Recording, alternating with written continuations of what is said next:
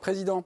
Moi, je suis embêté parce qu'elles étaient chacun dans leur style, donc je suis un peu comme Jo, quoi. Tu vois, elles ont des atouts toutes les deux. Je dirais que le Real, partant du principe que Bellingham n'a pas été trop décisif dans son assiette et que Vinicius Junior, normalement, est beaucoup plus efficace, je trouve que Manchester City a des grosses carences défensives, si tu veux. Le deuxième but qu'ils prennent, c'est pas possible qu'il soit placé comme ça, Kanji, que ça parte dans son dos et qu'il n'y ait pas un semblant de couverture, qu'il n'y ait pas quelqu'un un peu proche. Alors Rodrigo, après, il perd du temps, mais il peut, tu vois, c'est Vinicius, il va jusqu'au bout. Et donc, je dirais que, bizarrement, même si City est plus attractif, puisqu'ils essaient quand même de produire du jeu, je pense que le Real a peut-être plus d'atouts. Ouais. Mais te dire qu'une équipe m'a fait meilleure impression que le public suivra, c'est le public qui décidera. Vous, pour vous, c'est... Il manque du monde aussi ce soir. Oui, après... je ne sais pas s'ils seront là autour de Bruyne. De Bruyne, il a vomi, mauvais estomac, on l'a vu, donc il était présent, mais il n'a pas joué. Voilà. Bon, T'as Walker aussi, parce que Walker, il est titulaire, je suis désolé. Oui, Walker, quand tu laisses autant de profondeur, si tu veux, parce que tu as deux diables devant quand même au Real. En plus, ils jouent super bien, ils sont vachement complémentaires. Et ça, c'est Mbappé, s'il a vu ce match, je pense qu'il aime le foot, il l'a vu. Il doit être content quand même, parce qu'on disait, Mbappé aime plutôt être à gauche, si tu veux, mais il y a toujours Vinicius à gauche. Mais finalement, Vinicius, il est en train de le préparer, je ne sais pas s'il le prépare, mais dans cette configuration-là, il est très souvent peu à gauche, quoi. Il y va, mais peu. Il était peut-être un peu plus en deuxième mi-temps. Donc, ils pourront alterner les deux. Tu vois, c'est plutôt... Il y a une chose aussi, c'est normal, ils jouent en 4-3-2-1-2. C'est Bellingham derrière deux mecs. Oui. Il y a pas non, mais ça te permettra, si tu veux, de garder Bellingham, parce qu'on se disait, s'il garde Rodrigo, il garde machin, il garde Néné, c'est Bellingham qui va en subir les frais. Enfin, je dis, en tout cas, ils ont cette optique-là. Et Didier, si Vinicius reste. Vinicius, c'est pas sûr de rester. Ah bon? Ah, je savais pas. C'est le foot. Ouais, c'est le foot. Vous avez des infos? Non, mais je... Tu peux pas lancer un truc comme ça et dire j'ai pas dit c'est machin. Alors moi je te dis Regardez le petit sourire, regardez le petit sourire convenu là. Mais en avril, vous faites comme si tout était figé. Non, mais rien n'est figé, mais pour l'instant, Vinicius, il a un contrat. C'est une grande star du Real. Jo, je voulais prendre un petit rendez-vous avec vous sur le match du Real. Le match commence de manière catastrophique parce qu'au bout de 40 secondes, il y a Tchouaméni qui met une semelle sur Grealish. Donc au bout de 40 secondes déjà, Tchouaméni prend un jaune et il sait qu'il manquera le match retour. Sur le coup franc, but avec une cagade de Lounine ou un geste délicieux de Bernardo Silva. Ça, je pourrais vous reposer la question. Mais normalement, j'étais en train de noter. Tu mets un joueur devant le ballon, faire ton mur. J'étais en train de noter, 12e minute, quel parcours du combattant pour s'approcher de la surface de City. Je lève la tête, 1 partout, je relève la tête, 2-1. Et là, on est arrivé dans une dimension qui était assez drôle, puisque le Real laissait le ballon, et vous l'avez évidemment noté, mais laissait le ballon, mais j'avais l'impression qu'il leur laissait le ballon, qu'il crée une souricière pour mieux les contrer. Et là, j'ai dit, mais City va jamais s'en sortir. Ils arrivent vraiment à 2-1 à la pause. Je me dis, mais merde, ils ont perdu leur foot. Même un partout. Déjà, le deuxième, c'est un contre. Ils sont déjà en place après l'égalisation. Devant leur 18, ils sont tous derrière le ballon. Donc pour City, c'est compliqué parce que trouver des espaces, trouver de la vitesse dans le jeu, c'est compliqué. Et ensuite, eux, ils savent très bien le faire. Dès qu'ils récupèrent le ballon, ça part très très vite. Et après, ça joue. C'est juste techniquement pour aller au bout de l'action. Parce qu'à chaque fois qu'ils récupéraient, il y avait un semblant de danger pour City. Donc, ce qui leur permet aussi... Non, mais après, c'est ce qu'on a dit tout à l'heure, c'est-à-dire qu'il y a eu un moment donné, on pensait que le City allait vraiment s'effondrer, quoi. Moi j'ai dit, ils vont caler. Ils vont caler. Après, c'est dans ces moments-là aussi que ce que disait Guardiola, quand tu as des moments faibles, il faut essayer de résister pour pouvoir... est-ce que fait très bien le Real, on le sait. Mais très bien, finalement, ils arrivent aussi à bien le faire ce soir, notamment. Ce qui permet au Real de jouer comme ça, c'est aussi parce que, pour répondre à la question, j'étais d'accord avec Ludo, parce que vous avez un joueur comme Rudiger qui fait un match exceptionnel. Parce que vous parlez des joueurs qui n'étaient pas à la hauteur, mais là vous avez un défenseur qui a muselé Erling Haaland à lui tout seul, qui est encore une fois passé pour moi à travers d'un grand match, que je n'ai pas vraiment vu ce soir. Oui, c'est vrai, il a raté son match. Et que Rudiger a été impressionnant. Et quand vous avez une telle sérénité, une telle solidité qui vient de l'arrière, avec un gardien ce soir qui commence son match fébrile, bah, ça vous donne une énergie, mais vous savez, ça vous remet dans parce que cette force ce calme que le Real a toujours, pour revenir dans la situation, il vient d'où? À part de son histoire, de son ADN, de tout ça. Une fois qu'on a dit ça, c'est un peu des mots valises. C'est quand même qu'il y a des joueurs qui vous donnent Camavinga, Rudiger ce soir, ils vous rééquilibrent une équipe, quoi. Mais l'idée de la souricière, là, ok. Parce que généralement, les équipes contre City, elles n'ont pas la possession. En général, elles n'ont pas la possession. Mais là, c'est assumé, et en plus, on vous crée un truc, et en plus, on vous compte. Tu joues avec Rudiger, donc, qui est un garçon qui est plus à l'aise sur ses 18 mètres, et défendre en avançant comme il l'a fait sur Hollande 2-3 fois en sortant. Vous dites Hollande, vous? Oui, c'est Hollande, oui. Non, on dirait le président. Non, c'est. Allez-y, pardon. Mais Hollande. Excusez-moi d'être un peu norvégien. Polyglotte, oui, d'accord. Oui, le problème, c'est qu'il parle norvégien. Pardon, je vous ai coupé. J'ai fait le bar. Et vous jouez avec Tchouaméni, qui n'est pas non plus un spécialiste. Qui n'est pas fondamentalement un spécialiste du poste non plus, même si je le trouve très bon dans ce rôle-là. Donc l'idée, qu'est-ce que vous voulez faire? Vous voulez aller chercher City, ils vont vous sortir les ballons, ils vont vous faire un coup dans le zig, un coup dans le zag, et puis vous allez vous faire, déboîter. Non, ils savent, ils connaissent leur force. Leur force, c'est quoi? C'est de bien défendre et puis de lancer avec Kroos. Les deux artistes de devant. C'est pas que les deux de devant. Hein. Non. Je trouve que Camavinga a une capacité à se projeter. Valverde, pareil. Bellingham, pareil. Donc, c'est vrai que déjà, ils travaillent. Déjà, tout le monde travaille pour l'équipe en défendant. C'est-à-dire qu'ils sont tous derrière. Et après, par contre, quand ils récupèrent, il y a tout le monde ils n'attaquent pas beaucoup. Ça, c'est impressionnant. Ils attaquent à 3, 4. Qu'est-ce qu'ils font mal? Il y a quand même une chose que dit. Quand il dit Valverde, Camavinga et Bellingham, c'est Tchouaméni, demain il revient. C'était à la base Camavinga, alors qu'il a fait un énorme match, qui repart sur le banc. À un moment donné, c'est bien de Et c'est votre chouchou, Camavinga, vous? Non, mais moi je le trouve bien. Mais Tchouaméni, il est bon aussi. Mais juste pour dire qu'à un moment donné, il y en a un qui ira sur le banc. Mais moi, sincèrement, après, c'est le Real Madrid, je ne suis pas surpris. Ils ont joué comme ça parfois avec Ronaldo, en contre. Benzema, il manque pour moi beaucoup. Et le jeu du Real a changé parce qu'il n'y a plus Benzema qui décrochait, qui venait. Donc aujourd'hui, le Real sera ou pas éliminé, j'en sais rien.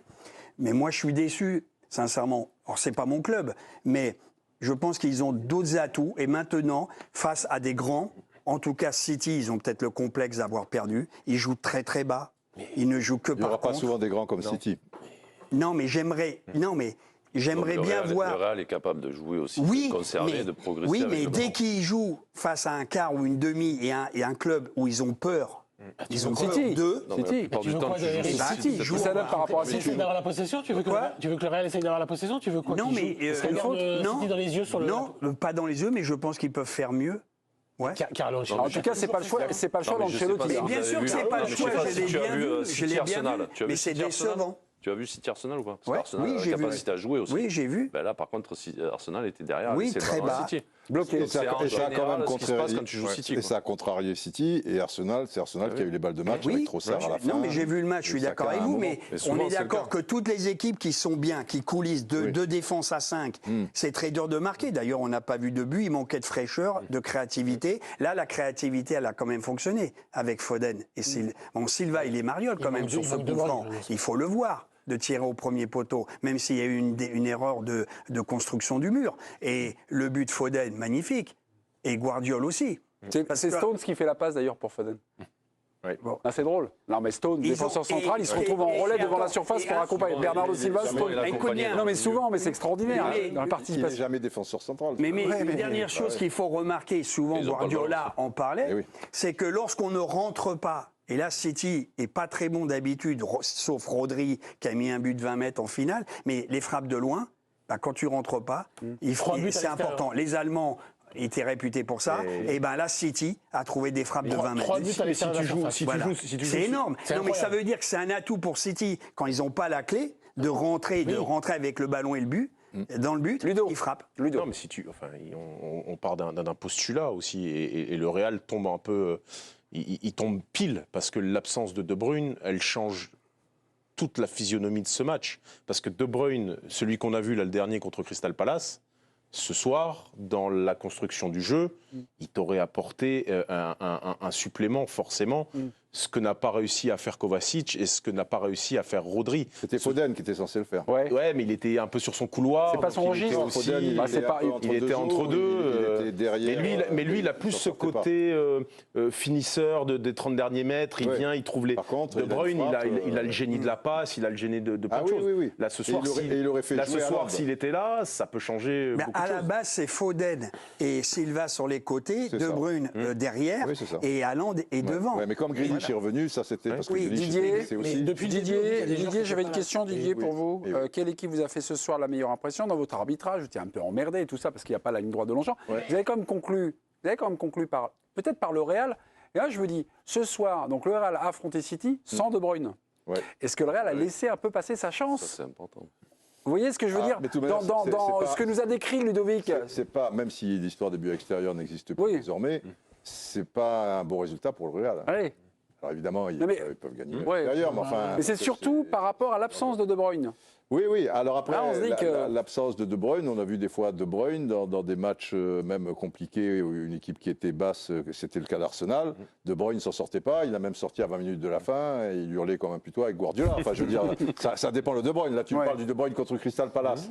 Tu vois. Ah, c'était le week-end dernier. C'est sûr que pour Haaland, c'est mieux qu'il y ait De Bruyne. C'est sûr. Mais le peu d'espace qu'il y avait, comme tu as dit, Rudiger qui est sur lui, Haaland, dans ces matchs comme ça, c'est compliqué pour lui. Il n'empêche quand même que depuis le début de la soirée, on dit qu'il y avait des joueurs qui n'étaient pas à la hauteur. Je trouve qu'ils étaient plus nombreux à City qu'au Real. Ah oui. Vous avez trouvé des joueurs pas à la hauteur, ils étaient pour moi plus à City qu'au Real. Rodri, Haaland, Foden, je suis désolé avant son but, j'ai cherché. Oui, ça fait 3. Ça fait 3. Akanji sur son côté droit. Je suis obligé de le juger de là où il joue. Akanji, c'est toujours été un peu une faille.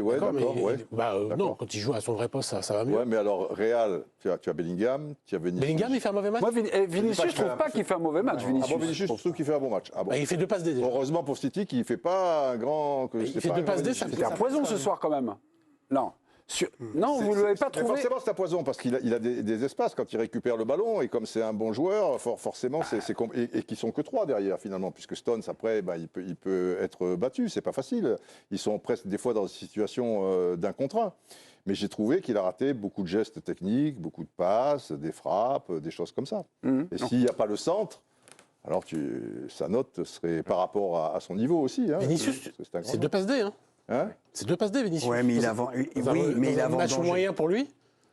Ouais, moi je le trouve. Quand tu vois le nombre de sprints qu'ils font et le nombre d'actions où ils partent de 40-50 mètres, ils sont à 2 et l'aide qu'ils donnent. On l'a vu ce soir, les gars. Moi, j'ai pas vu Haaland. J'ai vu ce duo-là.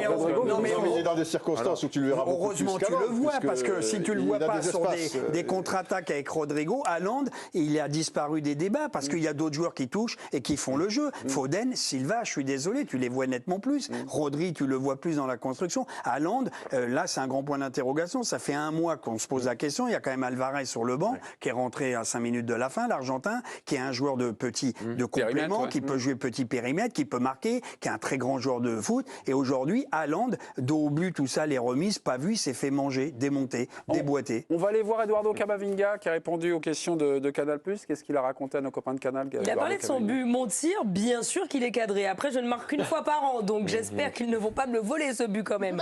On s'est régalé, c'est le type de match qu'on aime tous jouer. City est une équipe très compliquée, on n'a pas forcément été récompensé, mais on a fait ce que le coach a dit. On a eu beaucoup de courage, on a su faire preuve de personnalité.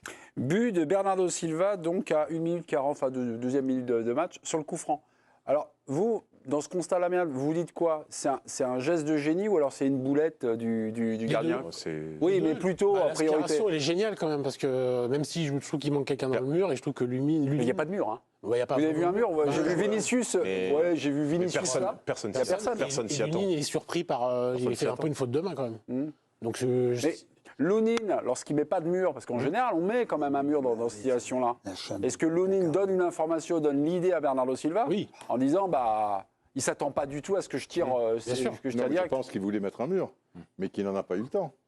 Oh. Tu penses? Moi, non, tu crois pas qu'il voulait Alors là, il s'est dit qu'il allait jouer en direct. Lunin, il reste là. Il s'est dit qu'il allait jouer en direct. Il allait faire une lancer une balle. Je te dis, Bernardo Silva, c'est quand même pas la plus grosse. Si c'est Kroos, à la limite, tu te dis, bon, c'est vrai que c'est pas je fais attention, Bernardo Silva de 40 mètres comme ça ou 35 mètres. Je te dis, bon, c'est pas celui qui va mal. C'est quand même un éclair de génie, je trouve. Ah bah oui.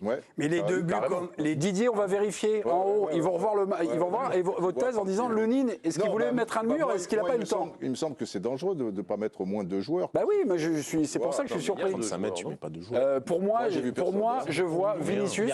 Je vois Vinicius qui est là, seul. Il y a peut-être un joueur derrière, mais il n'y a pas de mur. Il n'y a pas de deux mecs là. Ça reste un coup de génie parce que c'est sur 100 coups francs, t'en as 99 qui sont tirés dans la surface, quoi. Ben ouais. Donc au bout d'un moment, tu rentres dans un rituel où tu t'attends pas du tout à cette frappe-là et le gardien s'y est pas tendu.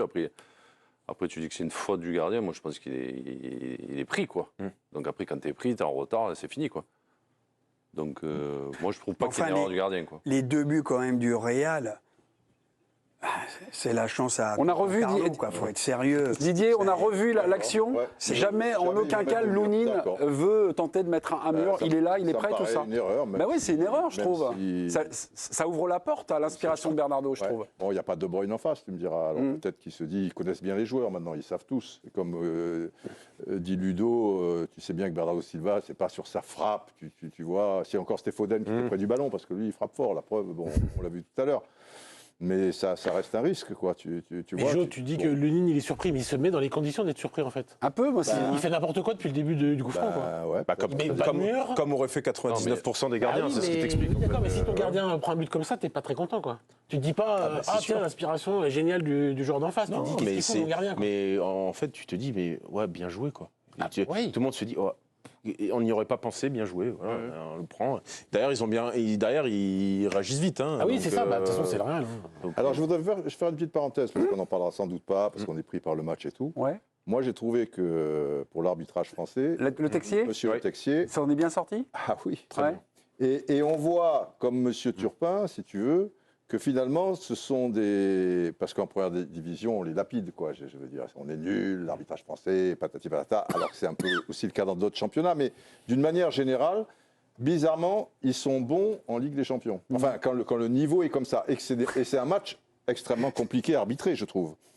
Parce que tu es à Madrid, parce que tu as des joueurs à forte personnalité. Tu as vu un moment Bellingham, j'ai cru qu'il allait perdre le fil à la 25e minute, parce que Bellingham réclamait une faute. Ouais. Qu'il n'a pas eu, monsieur Le Texier a laissé jouer.